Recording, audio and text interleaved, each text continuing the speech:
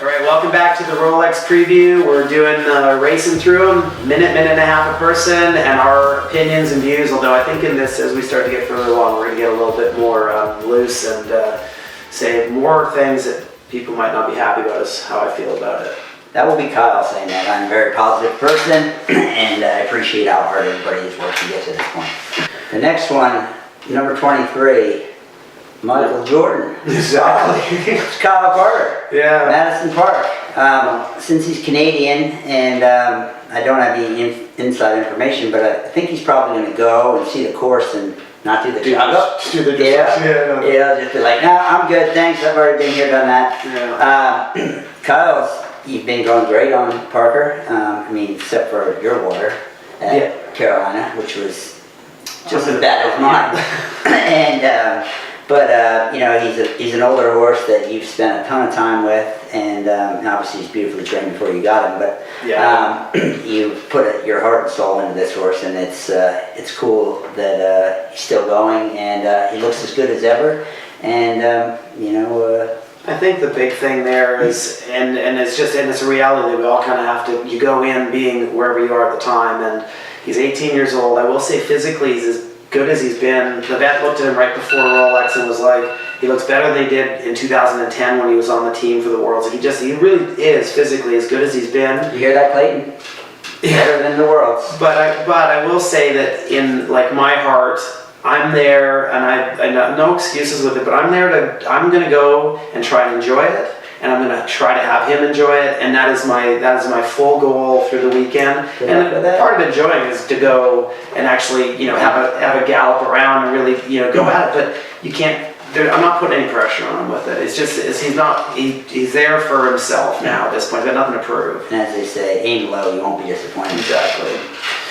Well, certainly aiming high never works. So now. Talk about somebody that's come up from nothing. Yeah. Nilson, Moreira, Silva, and MUGGLE. Yeah. Nilson, I've known for a long time, helped him. Everybody under the sun rode this horse, and Nilson just absolutely loves this horse and goes fantastic. My dad's been helping him a lot lately, and that seems to be going really well. He won Poplar. He did have a run out the fork, but talk about somebody that is totally ecstatic to have a chance to go to Rolex. That is, I mean, when you grew up like Nilson did, to have a chance to go to Rolex. Yeah. That's what this sport's about, and you know.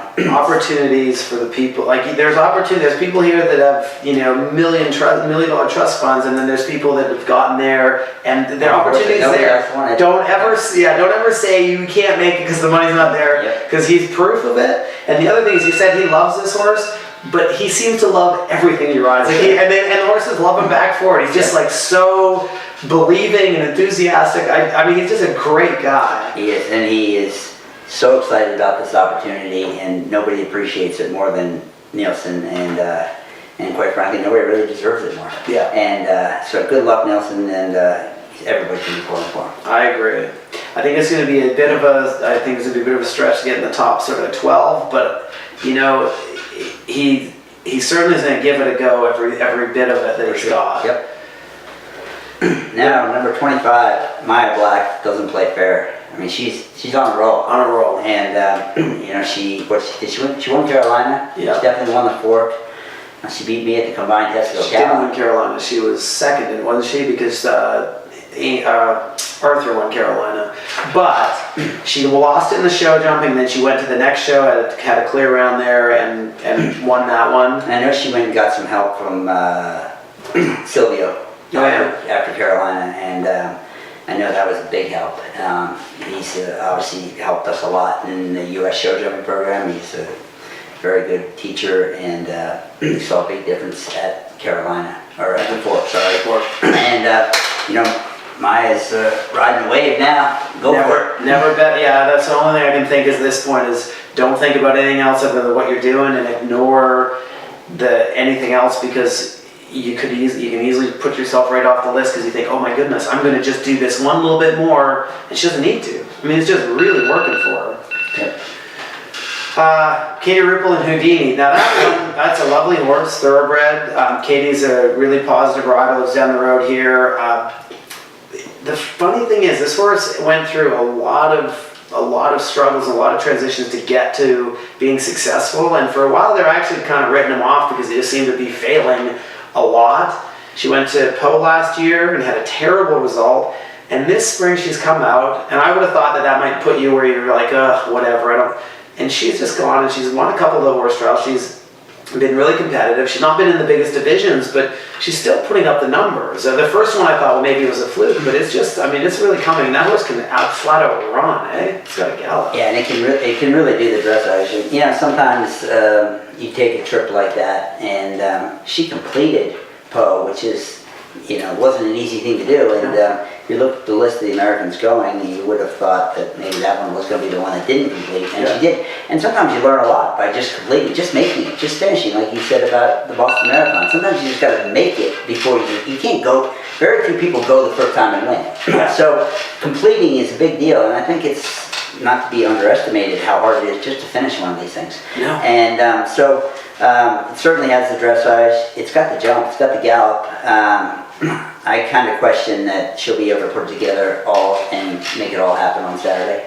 But you know, it certainly has the ability to do it. Yeah, it's one of those ones that it could, if it went in there and was in the top 10, you'd be like, holy crap, because you can see all the talent there for it. But it will be, it's going to be a week of work for her to make that happen. But I'll tell you what, to do the whole thing with a smile on her face, I ran into her after Po, and I would have thought you'd be kind of, I mean, I would have been driving a truck off a cliff, just feeling, you know, like it was a waste of time. And she was like, you know, it was great.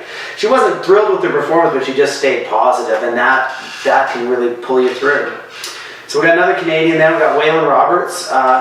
You know, let me see. Let me guess. Go on and do the dressage. I don't think so. Not Waylon. No. I can't pronounce the horse's name. Cognac is the second part, and this is this one I believe was owned by an American, and then he took over the ride. I think it's the one that Heidi White had, isn't it? No, it's not. Yeah. Yeah, it is. So Heidi White had it. It's a really talented horse, and Heidi doesn't ride ones that aren't talented, but it just would nap with her, and it wouldn't do the job. Waylon is an incredibly gifted rider, and he's another one. Now, he seems to be putting a string of owners and horses together, so he's coming through there, but he's always been a good rider. He's a really hard worker, and he really wants this, and I just don't see any part of him that's going to go there and not try every single day to make the effort, to make the win. I don't think it's a winner here, but you know, I wouldn't knock him. I mean, I wouldn't be surprised to see him into the top 15 and certainly into the show jumping there, but I think it does struggle a little bit there in the show jumping. At this level, I think it might be a bit tough at the moment, but Waylon's I mean, I can't say enough about him. I've ridden on a team with him. He's got the temperament now, and he's always had the riding ability. Yeah, I've always thought he was an unbelievable talent, and you know, I don't know anything about this horse, but he certainly. If there's anybody that wants to do it and get it to the other side, it's Waylon, and you know, as he's going to keep improving through the years, is putting the polish on that natural ability, which is, you know, he has the things you can't teach. You can teach the other stuff, and you know, I think he can be a star one day. No, I agree, and I think the thing is that he's right at that line the next couple of years where you're still a young rider enough that you're gonna, still boy enough that you're gonna go and give it and believe that it's all gonna work out and you'll be able to pull it off. And his refinement is at the point now where he can actually back it up, and then it's just about staying on that path, which I think that's it. Right now, I think he's on a path. Kurt Martin is the next one, number 30, and Deluxe Z. Kurt's a really good rider. He's really laid back, and that, I think those components make this level a little bit easier, because you're not your own enemy at this. Yep, I mean, this horse, Deluxe Z, it was actually with Sinead, and it, you know, had some sort of napping problems and that kind of stuff. And anyway, I think Kurt just kind of got handed here, you go take this thing, it's useless or whatever. And he did win Rebecca last year. It will not hit a show jump. Yeah. It is a very good show jumper. Its dressage is sometimes there, sometimes it's not. I think it's a good cross country horse. You know, the question would be, I think it's its first 4-star. Would it have the gallop and the speed? But we'll find out. Yeah, and I think that you're looking at probably some time penalties at the end of it, especially if it's a wet day. But I do think Kurt will keep going on with that ride as well, and giving it every, a little bit like Waylon's going to give it a go, but he's not quite as intense as Waylon is. Right. The next one, number 33, Jordan Lindstad, and REVITAVET CAPATO. You forgot number 32. I did. Did I pass one by? Well, no, I don't have a 32 on. Maddie Mazzola? Mojito? Yeah, she's not on my list here, so I'm wondering if this might be a more recent one, she might have dropped out. But if we are going to talk about Mojito, I mean, fantastic cross-country What a horse. horse to learn the 4-star on. Yeah. Right? Fantastic cross-country horse, good on the flat, lovely temperament, beautiful. I love the look of him, but a bit of a trouble in show jumping, and she's done a very good job carrying on with him and getting the most out of him. But it's a perfect first 4-star horse, and as my dad said to me in my first 1-star, just remember how good yesterday was when I went into the show jumping. And you do, you have to remember that, and it's a cool old horse, and it looks like a fun ride on Saturday. Yeah, so now we can go to number 33. Now you can go to number 33. Jordan Lindstad, REVITAVET CAPATO. Yeah, okay. And we're going to get you to announce all the names because I can't do that. But this horse is it's absolutely a winner on the flat. It might not be winning yet on the flat, but it is seriously good on the flat. And she's a very good rider on the flat. You're looking at me like I'm speaking to the wrong horse. No. Isn't this the one that took us about a week and a half to get around? No, that was the other one, isn't it? I'm pretty sure that was the other one. Well there you go. Well then, this was the younger one at that time. Don't quote me on it, but I'm pretty positive about that. Yeah, she's a beautiful rider, and she looks great on a horse. And you say it's great on the flat? This one, it has real capabilities there, and she's very good on the flat, and I think that it'll be a good weekend for it. I'm going to say that it's not going to be right there yet, because she's also smart enough to realize because of her other horse, she realizes when it's time to push and when it's not time to push. And I don't think this is probably the time to push this one, because it's a little bit greener, but it's it's going to be worth a watch. And then we got this guy, I don't know who he is, Michael Jung. You heard of him before? Michael Jung. Michael Jung. He's from GR. GR, okay, well, so we hear this guy, Michael Young, has a horse here that might be somewhat useful. I think it won last year. And lucky. Yeah, lucky. Yeah, lucky.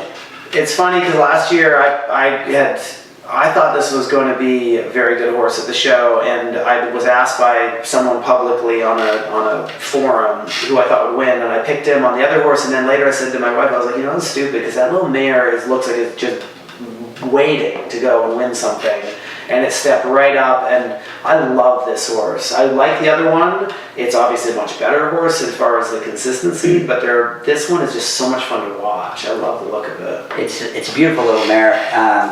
Obviously, everybody knows Michael. He doesn't need any introduction, and everybody's going, it's not Jung on the thing. But I watched at the World Games, and going into the World Games, this horse had a terrible show jumping record. I ride a better round in my life, and I don't think it's had a round down since.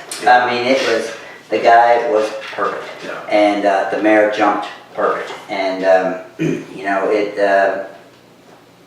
He'll probably do okay. He's an artist. He's on good horses, but it's so much what he brings to the table, and he's unflappable. And he just the horse did fall at the water at Burley last year, but it just came in a bit strong and just lost his footing and went down. He comes back out on the next one, came in conservative, and just goes and wins. Just goes and does whatever he's going to do. He's going to go and win, and so you can never leave him off as far as a predictability, because he's a top 3 finisher on both of his horses, and if the other one doesn't make it, this one will. It's just that simple.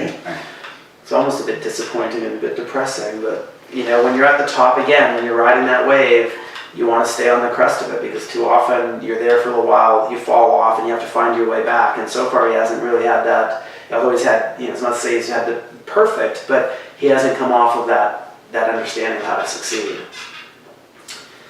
All right, so that's wrapping it up for this segment. Now we're going to go on to the next grouping, which will start with Alyssa Wallace. And we hope you enjoyed it, and we'll see you at the next grouping.